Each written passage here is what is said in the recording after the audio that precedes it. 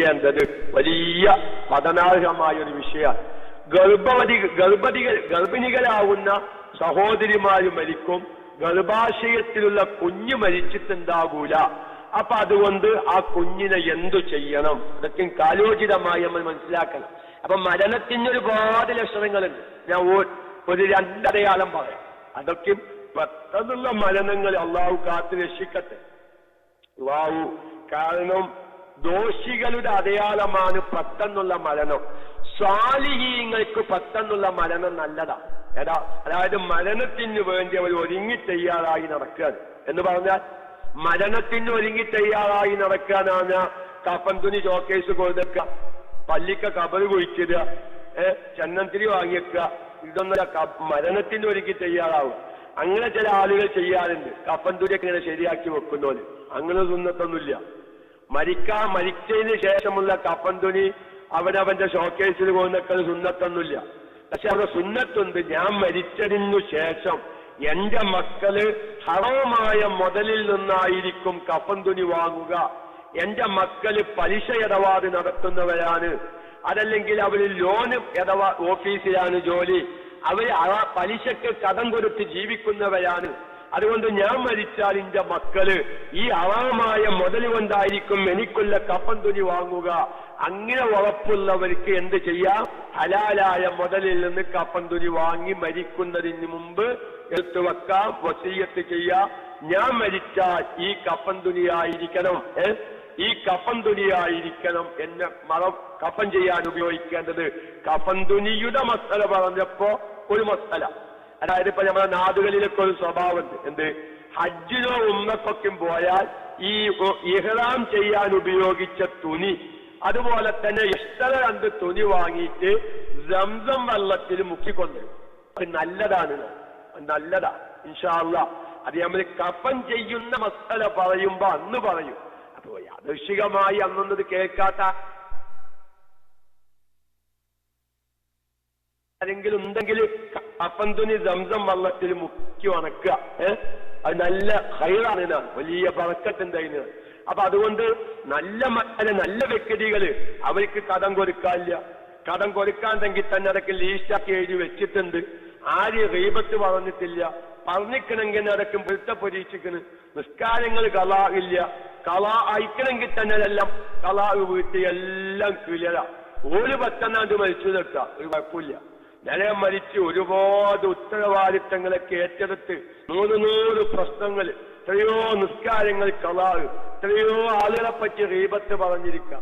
ആർക്കൊക്കെയാണ് കടം കൊടുക്കാനുള്ളതെന്ന് ഇവനിക്കന്നെ അറിയാം, ചിലപ്പോ നാട്ടുകാർക്ക് അറിയാം. ഇങ്ങനെയൊക്കെ ജീവിക്കുന്ന മനുഷ്യന്മാര് പെട്ടെന്ന് അങ്ങാടി പോയതാത്തരെ, ബസ് കയറാൻ നേരത്ത് മരിച്ചത്തരെ, ഫ്ലൈറ്റ് ഇറങ്ങാൻ നേരത്ത് മരിച്ചത്തരെ, എയർപോർട്ടിലേക്ക് എത്തിയപ്പോക്ക് മരിച്ചത്തരെ, നിസ്കാരത്തിൽ വീണ് മരിച്ചത്തരെ, എന്നൊക്കെ കേൾക്കാം. പെട്ടെന്നുള്ള മരണം അള്ളാഹു കാത്ത് രക്ഷിക്കുമാറാത്ത ഫുജ്അത്തുൽ മൗത്ത്, ഉറങ്ങാൻ കിടന്നതൊക്കെ മയ്യത്താവുക. അറിയാതെ നിലമറ്റ് മുഅ്മിനീങ്ങള് ഉറങ്ങാൻ കിടക്കുമ്പോ കിബിലയിലേക്ക് തിരിഞ്ഞു കിടക്കുക, ഒളുവോടുകൂടെ കിടന്നുറങ്ങുക, ലാ ഇലാഹ ഇല്ലല്ലാഹ് ചൊല്ലി ലാസ്റ്റ് കലിമത്താക്കുക. ഇങ്ങനെയൊക്കെ ഉറങ്ങുന്നവർക്ക് ഖൈറാൻ. അപ്പൊ ഏതായിരുന്നാലും മരണത്തിന് രോഗിയായി കിടക്കുന്നവർ മരിക്കുമ്പോ ചില അടയാളങ്ങളുണ്ട്. ഒരു അടയാളം പറയാം. ഇപ്പൊ രോഗിയായി സുഖമില്ലാതെ കിടക്കാനും വാദത്തിലൊക്കെ കഴിഞ്ഞിട്ട് കുറെ കാലമായി കിടപ്പിലായി, ആ രോഗിയുടെ തല മാത്രം വിയർക്കുക. ശ്രദ്ധിക്കുക, ആ വ്യക്തിയുടെ ശരീരത്തിന്റെ മറ്റു ഭാഗങ്ങളൊന്നും വിയർക്കുന്നില്ല. തല മാത്രം വിയർത്താൽ 24 മണിക്കൂറിനുള്ളിൽ ആ രോഗി മരിച്ചിരിക്കുമെന്നാണ് ശരീരശാസ്ത്രം. ഇത് അള്ളാന്റെ തീരുമാനമല്ല, ശരീരശാസ്ത്രം വൈദ്യന്മാര് അതിബാഗ് പറയുന്നതാണ്. അപ്പൊ നമുക്കൊരു പ്രതീക്ഷ, ഇന്റെ ഒപ്പം കുറെ കാലായി സുഖമില്ലാതെ കിടക്കുന്നു, ഉപ്പയുടെ തല മാത്രം വിയർക്കുന്നു, വേറെ എവിടെയും വിയർക്കുന്നില്ല. അതൊരു അപൂർവ സംഭവം. ഒരു രോഗിയുടെ തല മാത്രം വിയർക്കാനുള്ളത്, അത് ആ രോഗി മരിക്കാനായതിന്റെ ഒരു ലക്ഷണമാണ്. ഒന്ന്. ഇനി മറ്റൊരു അടയാളം, സുഖമില്ലാതെ കിടക്കുന്ന വാദത്തിലൊക്കെയും കഴിഞ്ഞ് അങ്ങനത്തെ അറിയുള്ളൂ. അല്ലാതെ ഇപ്പോൾ സാധാ രോഗം എന്നല്ല പറയുന്നത്. ഇങ്ങനത്തെ രോഗികളിൽ നിന്ന് ഇത് അറിയാൻ പറ്റും. അതായത് അവന്റെ നെഞ്ചിന്റെ ഭാഗത്തേക്ക് വെള്ളമൊഴിക്കുക. ഈ സാധാരണ ഇപ്പങ്ങള് ഒരു കൊപ്പ വെള്ളം ഇട്ടോലി നാട്ടയാണ് കണ്ണാടി എടുത്ത് നോക്കാൻ പറഞ്ഞ മാതിരി നമ്മളെ അബൂസിനാൻ ഉസ്താദാപ്പൊക്കെ അങ്ങനെ പോയിന്നോ കേട്ടോ. എനിക്ക് മറ്റൊരു 1-2 അർജന്റ് കാര്യങ്ങളുണ്ട്, ഏതായാലും ഒന്ന് പറഞ്ഞ് അവസാനിപ്പിക്കാം. മരിക്കാൻ കിടക്കുന്ന വ്യക്തിയുടെ, ഇങ്ങനെ രോഗിയായി കിടക്കുന്ന വ്യക്തിയുടെ നെഞ്ചിന്റെ ഭാഗത്തേക്ക് വള്ളിക്കുക. ഇപ്പൊ നിങ്ങൾ കുറച്ച് വെള്ളം എടുത്തോളൂ. നിങ്ങളെ ആരൊക്കെ കയ്യിൽ വെള്ളമുള്ളതെങ്കിൽ ഒന്ന് പരീക്ഷിച്ചു നോക്കി. മരിച്ചാലിരിക്കണോന്ന് അറിയാം. AMI സെറ്റാർക്കൊക്കെ ഉണ്ടല്ലോ ക്ലാസ് റൂമിൽ ഒരുപാട് ആൾക്കാരുണ്ട്. കുറച്ച് കോപ്പയിൽ വെള്ളമെടുക്കുക. ഞാൻ ഈ പറഞ്ഞ ഭാഗത്തേക്കൊന്ന് തെളിപ്പിക്കും. ഈ പറയുന്ന രൂപത്തിലാണെങ്കിൽ 15 ദിവസത്തിനുള്ളിൽ മരിച്ചിരിക്കും. എന്താ, ഈ വെള്ളം എടുത്ത് നെഞ്ചിന്റെ ഭാഗത്തേക്ക് വെള്ളമൊഴിക്കുക. അങ്ങനെ നെഞ്ചിന്റെ ഭാഗത്തേക്ക് വെള്ളമൊഴിച്ചാല് എന്താവും? ചില വ്യക്തികളുടെ നെഞ്ചിന്റെ ഭാഗത്തേക്ക്, രോഗികളായി കിടക്കുന്നവരുടെ നെഞ്ചിന്റെ ഭാഗത്തേക്ക് വെള്ളമൊഴിച്ചാല് ചേമ്പിന്റെ ഇലയിൽ വെള്ളമൊഴിച്ച വായിക്കുണ്ടാവും. ഈ ചേമ്പിന്റെ ഇലയിൽ വെള്ളമൊഴിച്ചാലും വായന്റെ ഇലയ്ക്ക് വെള്ളമൊഴിച്ചാലും എന്താണ് പൊതിഞ്ഞിര നമുക്ക് വെള്ളമൊഴിച്ചാലും ഒരേ വായിക്കല്ല. ചേമ്പിന്റെ ഇലയ്ക്ക് വെള്ളമൊഴിച്ച് നോക്കി, അത് ഒരു തുള്ളി വെള്ളത്തിന്റെ നനവ് അവിടെ ഉണ്ടാവില്ല അല്ലേ? അത് കാരണം ആ ഒഴിച്ച വെള്ളം കോട്ടിര മാതിരി ഉഴുന്നത് പോലും വെള്ളം ഒഴിച്ചതായി ഒരു അടയാളം അവിടെ ഉണ്ടാവില്ല. അങ്ങനെയാണ് ചേമ്പിന്റെ ഇലയ്ക്ക് വെള്ളമൊഴിച്ചാൽ. ഇതേമാതിരി ഈ രോഗിയായി കിടക്കുന്ന വ്യക്തിയുടെ നെഞ്ചിന്റെ ഭാഗത്തേക്ക് വെള്ളമൊഴിക്കുക. വെള്ളമൊഴിച്ചിട്ട് ആ വെള്ളം അവിടെ നനയാതെ ചേമ്പിന്റെ ഇലയിലേക്ക് വെള്ളമൊഴിച്ച മാതിരി നനയാതെ പോകുകയാണെങ്കിൽ ഉറപ്പിക്കാം 2 ആഴ്ചക്കത്തെ കാലാവധിയുണ്ട്. അതിൻ്റെ ഉള്ളിൽ ഈ രോഗി മരിച്ചിരിക്കും. 1, 2. ഇനി കാണാൻ ശരീരത്തിന് ചില തുള്ളൽ ഇല്ലേ? അങ്ങനെ കണ്ടിട്ടില്ലേ? അത് മുഴുവൻ പറയാതിരിക്കണം നല്ലത്. അത് പറഞ്ഞാൽ പലോല് അറ്റാക്കായി മരിക്കും. ചില ശരീരത്തിന് ഒരു തുള്ളലുണ്ട്. ചിലപ്പം കാണാം കണ്ണിന്റെ പിരികങ്ങനെ തുള്ളല്, ചിലപ്പം കാണാം മേലെ ചുണ്ട് തുള്ളന്, ചിലപ്പം പിരതിയുടെ എല്ലിന്റെ ഭാഗത്ത് തുള്ളല് വരും. ഇറച്ചി കാണുന്ന തുള്ളിന് കാണും. ഇടത്തെ കൈപ്പലായി തുള്ളും, വലത്തെ കൈപ്പലായി തുള്ളും. അതുപോലെ തന്നെ കാലിന്റെ വലത്തെ തൊട, കാലിന്റെ ഇടത്തെ തുടക്കും കാണാം മാംസം കാണുന്നിങ്ങനെ വറക്കല് കാണും ഇല്ലേ? ഉള്ളവരൊക്കെ എത്രയോ ആളുകൾക്ക് ഉണ്ടായിട്ടുണ്ട്. അത് ഞാൻ ആ അടയാളം ഏതായാലും പറയില്ല. അത് പറഞ്ഞാൽ റബ്ബേ ഇങ്ങനെയാണെങ്കിൽ പഴുത്ത് മരിക്കാതിരിക്കുന്നത് നിങ്ങളൊക്കെ വേജാറാണ്. വൈദ്യ കിതാബ് നോക്കിയാൽ ഞാൻ മരിക്കാതായ വൈദ്യ കിതാബ് നോക്കിയാൽ എന്റെ കണ്ണു കണ്ണ് തുല്ല, കൃഷ്ണമണി തുല്ല, കണ്ണിന്റെ പിരികം തുല്ല, അതുപോലെ തന്നെ ഇടത്തെ പിരികം തുല്ല, വലത്തെ പിരികം തുല്ല, ഇങ്ങനെ ശരീരം തുല്ല. ഇത് വലിയ ഒരു ശരീരശാസ്ത്രം അറിയുന്ന വൈദ്യന്മാർ ഇന്ന ഭാഗം തുല്ലിയാൽ അതിന്റെ അടയാളം ഇന്നതാണ്, ഇന്ന ഭാഗം തുല്ലിയാൽ അതിന്റെ അടയാളം ഇന്നതാണ്, ഇന്ന ഭാഗം തുല്ലിയാൽ അവനിക്കൊരു സന്തോഷം വരാനുണ്ട്, ഇന്ന ഭാഗം തുല്ലിയാൽ അവനിക്കൊരു ഇടങ്ങലെത്താനുണ്ട് എന്നൊക്കെ പറഞ്ഞിട്ടുണ്ട്. അത് നമ്മൾ വല്ലാതെ മനസ്സിലാക്കാതിരിക്കലാണ് നല്ലത്. ചിലപ്പോ ഞാൻ പറഞ്ഞു ശരീരത്തിന്റെ ഇന്ന ഭാഗം തുല്ലിയാൽ അത് ശരീരശാസ്ത്ര പ്രകാരം ഇന്നതാണ് അതിന്റെ ലക്ഷണം എന്ന് പറഞ്ഞ് ഒരാളുടെ ശരീരം അങ്ങനെ തുല്ലും ചെയ്തു എന്ന് വെക്കുക. പിന്നെ ആകെ ഒരു ബേജാറുണ്ടാവും. കാരണം നമ്മുടെ ഷിയാബ് സവാമ തടി കൊലയാന്നുള്ള ഒരു മരുന്ന് ഇപ്പൊ 2 ആഴ്ച മുന്നേ മൂപ്പര് നാട്ടിക്ക് വരുന്നതിന്റെ മുമ്പ് നാട്ടിൽ കണ്ട് പോയതാ. പിന്നെ യാതൊരു അഡ്രസ്സും ഉണ്ടായിട്ടില്ല. നാട്ടിലുണ്ട്, നാട്ടിലുണ്ട് ഇടയ്ക്ക് ഞങ്ങൾ വിളിക്കലുണ്ട്. പക്ഷെ നെറ്റ് കിട്ടുന്നില്ല. എന്താ ഇപ്പൊ ചെയ്യാ? തിരുവമ്പാടിക്ക് അതിന്റെ കേട്ടാ, തിരുവമ്പാടിക്കൊക്കെ നെറ്റ് കിട്ടുന്നുണ്ട്. ഏതോ ഇരിക്കട്ടെ. അപ്പൊ ഞാൻ ഏതായാലും പറയുന്നത് അങ്ങനെ ഉണ്ടാക്കി ഞാനും അങ്ങനെ പറഞ്ഞു. ഇന്നാലിന്റെ കാര്യം എന്തായാല് എന്താക്കും? ആരോഗ്യം നോക്കി. ഇപ്പോ എന്റെ നാട്ടിന്റെ അടുത്തുണ്ടായ കുറെ കാലങ്ങൾക്ക് മുന്നേ ഉണ്ടായ ഒരു സംഭവം, നല്ല വണ്ണമുള്ള ഒരു പെൺകുട്ടി, അലോക്കിന്റെ വണ്ണം, ഭയങ്കര. ആ പെൺകുട്ടിയുടെ കല്യാണങ്ങളൊന്നും ശരിയാവുന്നില്ല. അങ്ങനെ അവസാനം പല മരുന്നുകൊണ്ടും ചികിത്സിച്ചു, ഭേദമാവുന്നില്ല. അങ്ങനെ അവസാനം ഈ കണക്ക് നോക്കി ചികിത്സിക്കുന്ന ഒരു മൊല്ലാക്കാനെ പിടികൂടി വരും. ഈ ഇമ്മിവാക്ക് കണക്ക് നോക്കി ചികിത്സിക്കുന്ന മൊല്ലാക്കന്മാരുണ്ടല്ലോ, കണക്ക് നോക്കിയിട്ട് ഇങ്ങനെ വരിക. എന്റെ വന്നു, എന്റെ പേരെന്താ? ഉമ്മാന്റെ പേര്. എന്റെ പേര് ആയിച്ചക്കുറ്റി, ഉമ്മാന്റെ പേര് നഫീസക്കുറ്റി. അങ്ങനെ നഫീസക്കുറ്റിയുടെ അബുജദിന്റെ കണക്കെടുത്ത്, ആയിച്ചക്കുറ്റിന്റെ അബുജദിന്റെ കണക്കെടുത്ത് ഊറ്റി പെരുക്കി ശിഷ്ടം 3 വന്നു, ഞാൻ സിഗറാണ്. ശിഷ്ടം 1 വന്നാല് ഒടിയനാണ്, ശിഷ്ടം 4 വന്നാല് പൈശാചികാണ്, ശിഷ്ടം 5 വന്നാൽ പിത്തം കൂടിയതാണ്. ആ സ്ത്രീകൾ ആരാ സ്ത്രീകൾ ചെയ്തത്? പിന്നെയും കണക്ക് വെച്ച് അത് നിന്റെ വീടിന്റെ ഇടഭാഗത്തുള്ള ഒരു പെണ്ണാണ്, ആ പെണ്ണ് കൗക്കത്താണ്, രക്തബന്ധാണ്. ആ അമ്മായി തന്നെ കേട്ടോ, നിക്ക് സ്ത്രീകൾ ചെയ്തത് അമ്മായി തന്നെ. നോക്കിങ്ങള് സുഖാനല്ല, മൊല്ലാക്കാന്റെ തലക്കടിക്കാൻ ആളില്ലാൻ. ഇത് പറയുന്ന മൊല്ലാക്കാന്റെ തലക്കടിക്കാൻ ആളില്ലാൻ. ഇത് നോക്കുന്നവർക്ക് കാശ് കൊടുക്കല് ഹറാമാണ്. ക്ലാസ് റൂമിൽ ആദ്യം എന്ത് പറഞ്ഞാലും ശരി. എന്നാൽ ഇന്നെ നമ്മളെ ക്ലാസ് റൂമിൽ ഉള്ള ഒരു ഉസ്താദിന്റെ കണ്ടപ്പം മൂപ്പർക്കൊരു ചികിത്സന്റെ ആളാണ്. ഇന്നെ കണ്ടേക്ക് പറഞ്ഞ് അബൂറയ്യാന് എല്ലാ ഇൽമും അള്ള ഒരുക്കത്തേനാണ്. അതൊരു എനിക്ക് വെച്ചൊരു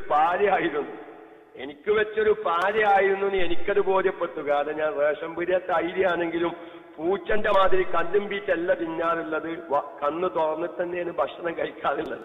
അപ്പൊ അത് എനിക്ക് മനസ്സിലായി. കാരണം ഞാൻ ഇന്നത്തെ ഈ കണക്ക് നോക്കിയുള്ള ചികിത്സാ രീതിയോട് എനിക്ക് യോജിപ്പില്ല. കണക്ക് നോക്കി ചികിത്സിക്കാൻ പറ്റുമോ ഇല്ല എന്ന് വേറെ വിഷയം. കണക്ക് നോക്കിയിട്ട് കള്ളൻ ഇന്ന ആളാണ്, സിഗറ് ചെയ്ത ആൾ ഇന്ന ആളാണെന്നും പറഞ്ഞ് ആളെ പറഞ്ഞിട്ട് കുടുംബം കലക്കി കാശ് വാങ്ങി ജീവിക്കൽ ഹറാമന് ഞാൻ ഫിഖിന്റെ ഗ്രന്ഥങ്ങളെ കൊണ്ട് തെളിയിക്കും. അപ്പൊ മൂപ്പന് നമുക്ക് തന്നെ അത് താങ്ങിയതാണ്. ഹൗസ്താൽ അങ്ങനെ ചെയ്യുന്നതല്ല. ചികിത്സക്കാരായപ്പോ എല്ലാ ഇൽമും അബൂറയ്യാന്ന് പറയും. അപ്പൊ നമുക്ക് ഈ വിവരം ഇല്ലാണ്ടാണ് നമ്മൾ ഇതിനെ എതിർക്കുന്നതിനായിരിക്കും ചിലപ്പോ ഇരിക്കട്ടെ. അപ്പൊ ഞാൻ പറയുന്നത് ഇങ്ങനൊക്കെ എന്തില്ല ഇതുണ്ടല്ലോ, ഇങ്ങനെ കണക്ക് നോക്കി ചികിത്സിക്കുക. അപ്പൊ ഞാൻ പറയുന്നത് അത് വളരെയധികം ശ്രദ്ധിക്കേണ്ടതാണ്. അപ്പൊ ഏതായാലും ഞാൻ പറയുന്നത് ഈ കണക്ക് നോക്കി ചികിത്സിക്കുന്ന മല്ലാക്കാന്റെ അടുത്ത് പോയി മല്ലാക്കാട് വിഷയം പറഞ്ഞു. എന്താ ഇപ്പൊ ചെയ്യാ, പെൺകുട്ടിയുടെ ആലിങ്ങനെയാണ്.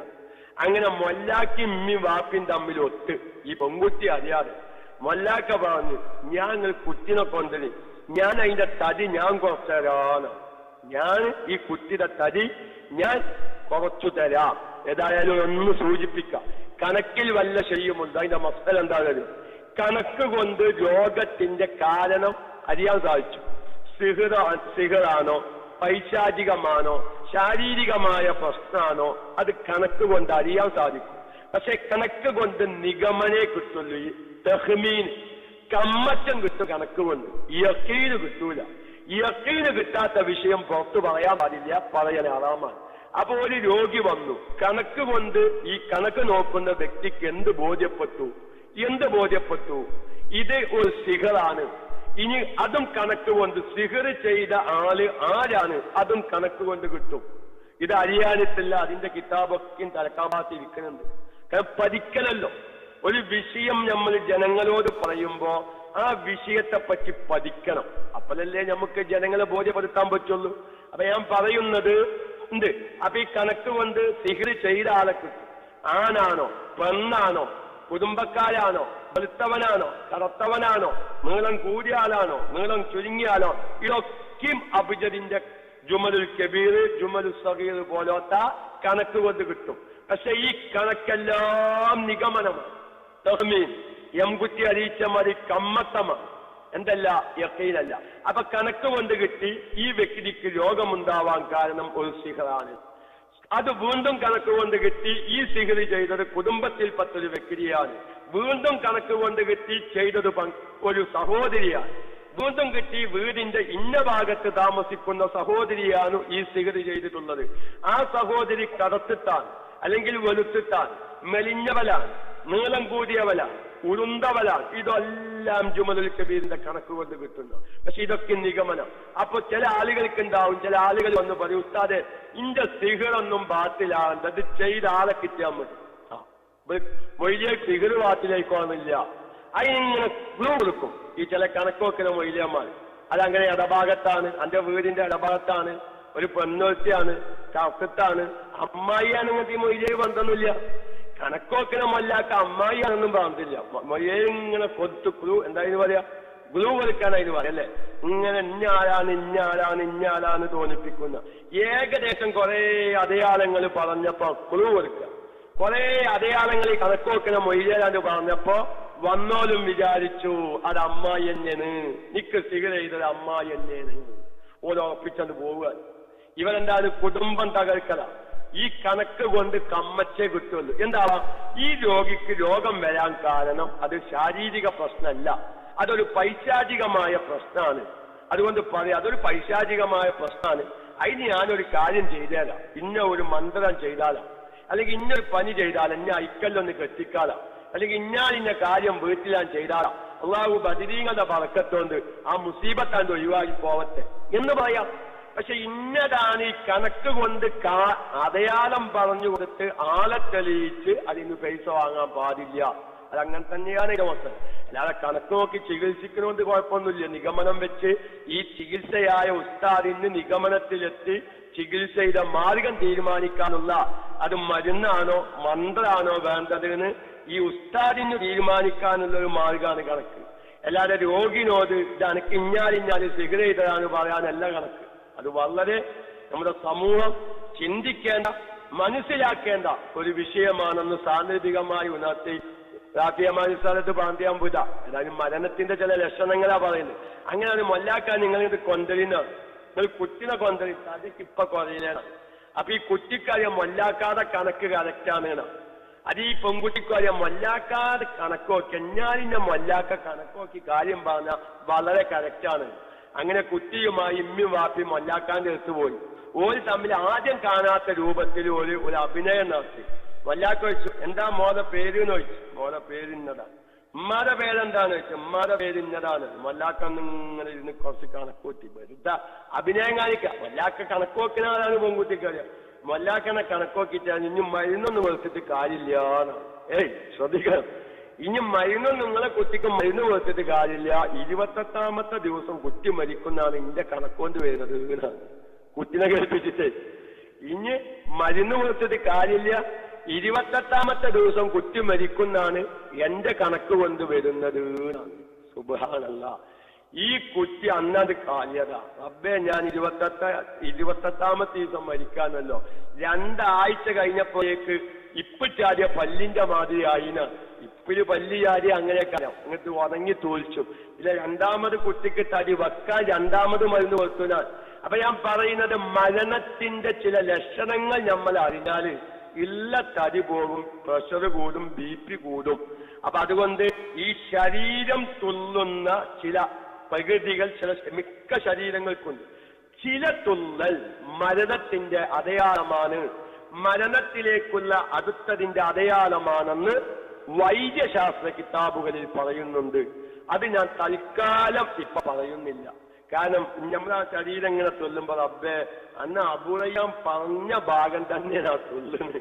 റബ്ബേ മരിച്ചോ ടിക്കറ്റ് എടുത്ത് ചിലപ്പോ നാട് പൊരിക്കാൻ നല്ലത്, ചിലപ്പോ നാട്ടിലെത്തി 4 കൊല്ലം പിന്നെയും ജീവിച്ചേക്കാം. അതുകൊണ്ട് കിതാബുകളിൽ അത്തിബാവ് തൊഴിപ്പ പോലത്തെ കിതാബിൽ മരണത്തിന്റെ ചില ലക്ഷണങ്ങൾ, ഒരു വ്യക്തി മരിച്ചതിന്റെ ചില അടയാളങ്ങൾ പറഞ്ഞിട്ട് പറയുന്നു. പക്ഷേ ഇവിടെയും സംശയം വന്നാൽ വ്യക്തി മരിച്ചു എന്ന് ഈ അടയാളങ്ങളെ കൊണ്ട് തീരുമാനിക്കാൻ പറ്റൂല. ഉറപ്പുവരുത്തേണ്ട കാര്യങ്ങൾ ചെയ്യേണ്ടതാണ്. ഉറപ്പുവരുത്തേണ്ട കാര്യങ്ങൾ എന്താണെന്ന് ഇൻഷാ അല്ലാഹ് നമ്മൾ അത് മരിച്ചതിന്റെ ശേഷമുള്ള ക്ലാസ്സിൽ വരും. അപ്പൊ ഏതായാലും മരിക്കാൻ പോകുന്ന വ്യക്തിക്കും അടയാളങ്ങളുണ്ട്, മരിച്ച മയ്യത്തിനും ചില അടയാളങ്ങളുണ്ട്. ഏതായാലും റാഫിയമാൻ ഉസ്താദ് വന്നതുകൊണ്ടും എനിക്ക് മറ്റൊരു വഴിക്ക് പോവാനുണ്ടായത് കൊണ്ടും ഞാൻ നമ്മുടെ അബൂസിനാൻ ഉസ്താദ് ഡീറ്റിയായപ്പോൾ എടുത്തതാണ്. ഇൻഷാ അല്ലാഹ് നാളെ ഒരു കാര്യം പ്രത്യേകം ഉണർത്താണെന്ന് തിങ്കളാഴ്ച കഴിഞ്ഞ ചൊവ്വാഴ്ചയും യാദൃശികമായി നമ്മുടെ സ്ത്രീകൾക്കുള്ള സ്പെഷ്യൽ ക്ലാസ് എടുക്കാൻ കൂടിയിട്ടില്ല. മയ്യത്ത് പരിപാലനവുമായി ബന്ധപ്പെട്ട് നമ്മുടെ സമൂഹത്തിലുള്ള സഹോദരിമാർക്ക് പല തെറ്റിദ്ധാരണയുണ്ട്. ഏതായാലും ചൊവ്വാഴ്ചക്കത്തെ ക്ലാസ് സ്ത്രീകൾക്കുള്ള സ്പെഷ്യൽ ക്ലാസ് ആയതുകൊണ്ട് അത്രയും വിഷയം എന്താകും ഉൾപ്പെടുത്തും. അതുകൊണ്ട് എന്റെ ശബ്ദം കേൾക്കുന്ന സഹോദരിമാരൊക്കെയും നല്ല മനക്കരുത് നേടി നമ്മുടെ കുടുംബ മിത്രാദികളിൽ ഒരു പെണ്ണ് മരിക്കുമ്പോ നമ്മൾ മുന്നിട്ടിറങ്ങി കുളിപ്പിക്കാൻ ധൈര്യം കാണിച്ച് ഇസ്ലാമികമായ യഥാർത്ഥ രൂപത്തിൽ കുളിപ്പിച്ച് കഫൻ ചെയ്ത് ആ പെണ്ണ് മയ്യത്തിന് നമ്മൾ ആണുങ്ങളെ അത് ഏൽപ്പിക്കണം. ഈ ചില ഭാഗത്ത് മലപ്പുറം ജില്ലയിലെ ചില ഭാഗത്തൊക്കെയും പെണ്ണുങ്ങൾ മരിച്ചാല് കുളിപ്പിക്കൽ പെണ്ണുങ്ങളാ, കഫൻ ചെയ്യാൻ ആണുങ്ങളെ ഏൽപ്പിക്കും. ഒന്ന് ആലോചിച്ച് നോക്കി, ഒരു അന്യ പെണ്ണിനെ അന്യ ആണുങ്ങൾ കഫൻ ചെയ്യുമ്പോ അതിനായിട്ട് ആ നാട്ടിൽ ഞാൻ പറയുന്നില്ല, ആ നാട്ടില് കുറച്ച് ആൾക്കാരുണ്ട് ഈ കഫൻ ചെയ്യാനായി ആണ് മരിച്ചാലും പെണ്ണ് മരിച്ചാലും കഫൻ ചെയ്യുവല്ല. എന്നിട്ട് ആ നാട്ടിലെ പെണ്ണുങ്ങളെ അത് മയ്യത്ത് കുളിപ്പിച്ചിട്ട് ഒരു അരയുടുപ്പ് ധരിപ്പിച്ചിട്ട് ഒരു അരയുടുപ്പ് ധരിപ്പിച്ചിട്ട് എന്താക്കാണ് ഈ ആണുങ്ങളുടെ കയ്യിൽ ഈ മയ്യത്ത് ഏൽപ്പിക്കുകയാണ്. എന്റെ ക്ലാസ് റൂമിലെ ശ്രോതാക്കളായ സഹോദരിമാർ, ശ്രോതാക്കളാവുന്ന സഹോദരന്മാരുടെ ഭാര്യന്മാർ വളരെയധികം ശ്രദ്ധിക്കണം. ഈ മഹത്തായ ക്ലാസ് റൂമിലൂടെ അതിനുള്ള മനക്കെഴുത്തും വിജ്ഞാനവും നിങ്ങൾ ഉണ്ടാക്കി എന്റെ കുടുംബത്തിൽ മരിച്ച സഹോദരിയുടെ മയ്യത്ത് ഞാൻ കുളിപ്പിച്ച് കഫൻ ചെയ്ത് എല്ലാം കഴിഞ്ഞതിന്റെ ശേഷം പള്ളിയിലേക്ക് കൊണ്ടുപോകാനും ദ്വാരിക്കാനും ഞാൻ ആണുങ്ങളെ ഏൽപ്പിക്കും എന്ന ഒരു അവസ്ഥയിലേക്ക് നമ്മുടെ ക്ലാസ് റൂമിലെ മുഴുവൻ സഹോദരിമാരെയും സഹോദരന്മാരെയും എത്തിക്കാൻ അള്ളാഹു ഭാഗ്യം ചെയ്യുമാറാവട്ടെ. ഇത്തരം സംവിധാനങ്ങൾക്ക് വേണ്ടി ശാരീരികമായി, മാനസികമായി, സാമ്പത്തികമായി സഹായിക്കുന്ന, സഹകരിക്കുന്ന എല്ലാവർക്കും ആഖിറത്തിൽ ഉപകരിക്കുന്ന ഒരു അമലായി നാഫിയായ ഇൽമിനെ സ്നേഹിച്ച അത് പ്രചരിപ്പിക്കാൻ സഹായിച്ചതിന്റെ പ്രതിഫലം അള്ളാഹു നമുക്ക് എല്ലാവർക്കും നൽകുമാറാവട്ടെ. അമാനുസ്താദ് ശബ്ദം കേൾക്കില്ല? അമാനുസ്താദും പോയ അമാനുസ്താദ് ശബ്ദം കേൾക്കുന്നുണ്ടോ? ഇനി ആര് ശബ്ദം കേട്ടാലും ശരി, കേട്ടില്ലെങ്കിലും ശരി.